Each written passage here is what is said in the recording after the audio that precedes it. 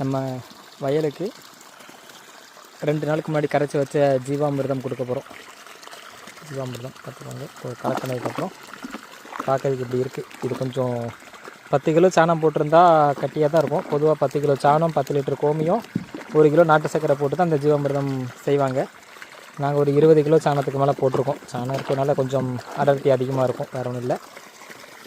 இப்போது நம்மளோட பண்ணை குட்டையிலேருந்து தண்ணி வந்துக்கிட்டு இருக்குது. அதனால தான் தண்ணி இந்த மாதிரி சாணம் நேரத்தில் இருக்குது. ஏன்னா மாடு குளிப்பாட்டுற தண்ணி சாணம் எல்லாமே அங்கே தான் வரும். அப்புறம் இந்த ட்ரம்முக்குள்ளே வால்வு எங்கே இருக்குது, தண்ணி ஒரு பக்கம் விழுந்துட்டுருந்தாலும் அந்த வால்வை திறந்துட்டோன்னா சாணம் ரொம்ப கம்மியாக தான் வருது. இதுக்கு நமக்கு ஒரு முக்கியமான ஆயுதம் ஒன்று தேவை. அந்த ஆயுதம் இங்கே இருக்குது. இந்த முக்கியமான ஆயுதத்தை வச்சு நம்ம இந்த ஓட்டத்தை வச்சு சுற்றி விட்டோம்னா ஜீவாமிர்தம் வந்துடும். இப்போ இந்த மோட்டர் ஓடும் போது இந்த ஜீவாமிர்தம் அப்படியே கொஞ்சம் கொஞ்சமாக தண்ணியோடு கலந்து போய்ட்டுருக்கோம். நாங்கள் ரொம்ப சொட்டு சொட்டாக கொஞ்சம் கொஞ்சமாலாம் கொடுக்கறது கிடையாது.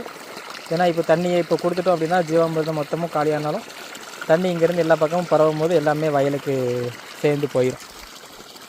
இப்படி தான் எப்போவுமே நாங்கள் ஜீவாமிர்தம் நெல் வயலுக்கு கொடுக்குறோம்.